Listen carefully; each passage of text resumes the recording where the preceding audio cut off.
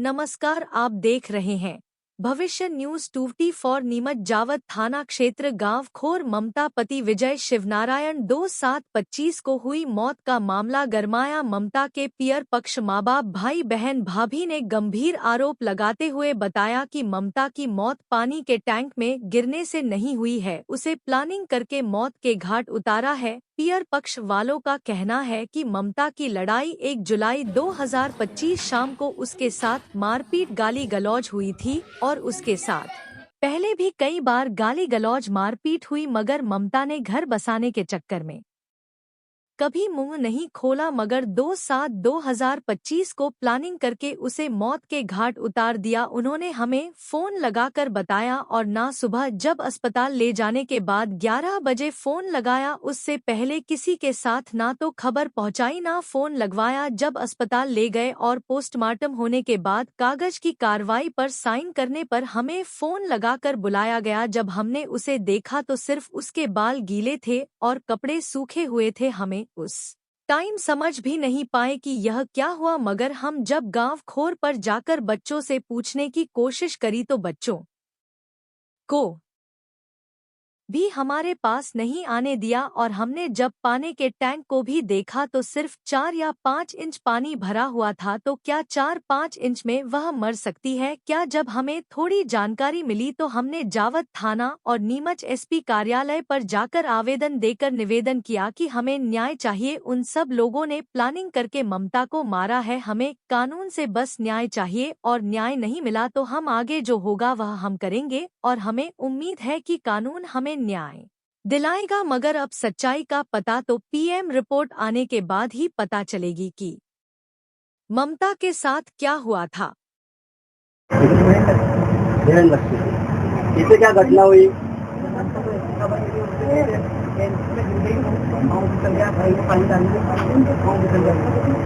हमको 11:30 बजे खबर मिली, वहाँ देख यहाँ लेके आ गए। उसके बाद में अच्छा, आपको बुलाया नहीं उन्होंने? नहीं बुलाया, फोन भी नहीं किया। ये इनका आपसे विवाद था या कुछ ऐसा था? साल भर से ऐसे जगह था, मेरे भाई की शादी जब से थोड़ा बहुत चल ही रहा था। हमको बहन कभी बताती नहीं थी हमको कैसा है, कभी करता है मारता है कुछ करता है, कुछ नहीं बताते। आपने रिपोर्ट कराई? अभी पहले कभी नहीं कराई, ऐसा हुआ ही नहीं कभी, तो अपन क्यों करवाएंगे? अभी रिपोर्ट कराई आपने? कहाँ कराई? अब आप क्या करते हैं? हमें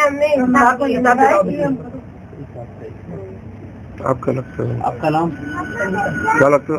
क्या लगता है? बड़ी बहन है। वो सब कुछ नाम बताओ। ममता क्या लगती थी? ममता मेरी ननद लगती है और ममता मेरी बड़े ससुर जी की लड़की है।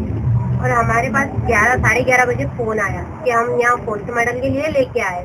तो हम तो चौंकित हो गए कि ऐसा क्या हुआ जो पोस्टमार्टम के लिए लेके आए। हमारे पास तो कोई खबर भी नहीं थी। तो फिर हम सब गए, वहाँ गए तो हमें फिर पता चला कि टैंक में गिर गई। तो टैंक में गिरने से पहले निशान तो रहते हैं ना, अपन टैंक पानी कौन सा भी पानी हो, कहीं भी पानी में गिरते हैं तो हल्की सी स्रोत आती है ना, तो उसके शरीर से कहीं तक कोई निशान नहीं था। और पोस्टमार्टम के लिए लेके चले गए और उन्होंने कपड़े भी चेंज कर दिए। तो टैंक में गिरे तो आपने कपड़े क्यों चेंज करे? पहले हॉस्पिटल ले जाना चाहिए ना आपको। फिर उससे पहले वो हॉस्पिटल कपड़े चेंज करके हॉस्पिटल लेके आए। ऐसा क्यों? हमारे फोन से नहीं लगाया, हम क्या दूर तो थे ही नहीं, सच्चे परिवार। आपको कितने बजे फोन आया? हमारे पास 11:30 बजे फोन आया। तो कितने बजे में उसकी मृत्यु हो चुकी थी? क्या पता, हमें पता है नहीं, हमें तो इस बारे में पता ही नहीं तो पहले पीआर वालों को तो फोन करना चाहिए कि आपकी लड़की के साथ ऐसा हो गया, ट्रेन में गिर गई, हम हॉस्पिटल लेके आ रहे हैं। तो वो बताया नहीं। पोस्टमार्टम के लिए साइन की जरूरत थी ना उनको, तो हमें बताया। तो आपको क्या लगता है कि वो मरी है कि उसको मार दिया गया है? मार दिया गया, हमें तो यही है। तो आप क्या चाहते हो? आप हमें तो न्याय चाहिए बस। और तो थाने में आपने रिपोर्ट करवाई है? आपने? हाँ, करवाई आज। कौन से थाने में करवाई है? जावद। तो क्या बोला वहाँ पे? वहाँ पे बोला कि वो रिपोर्ट आएगी, उसके बाद देखेंगे पीएम रिपोर्ट पोस्टमार्टम। कितने दिनों से ये चल रहा था इनके विवाद? 1 साल से चल रहा था। तो आपको क्या लगता है इसके अंदर? मेरे को लग रहा है कि ये मारा गया। आपने रिपोर्ट कराई? रिपोर्ट कराई ना, आज कराई है। कहाँ करवाई? जावद। आप क्या चाहते हैं? न्याय चाहिए।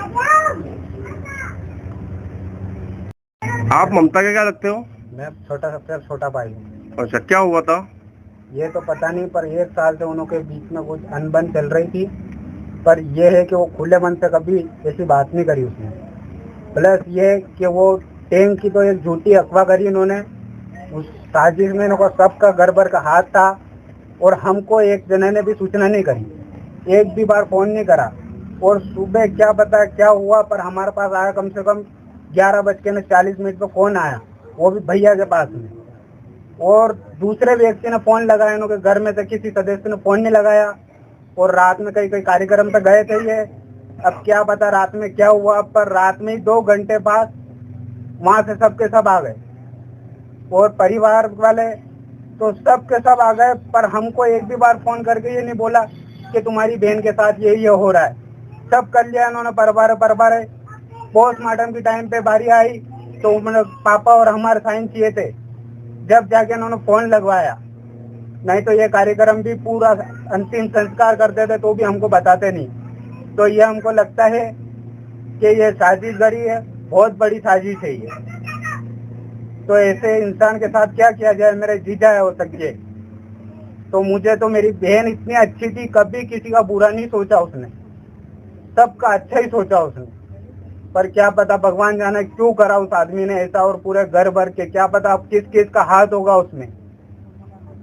अब वो भगवान के घर तो चली गई, पर न्याय तो चाहिए हमको, कुछ भी कर लो भले। आप क्या चाहते हैं? मुझे इंसाफ चाहिए और हमने आवेदन लगाया है तो मतलब सख्त कार्रवाई की जाए उस इंसान के लिए। इंसाफ चाहिए मुझे तो बस।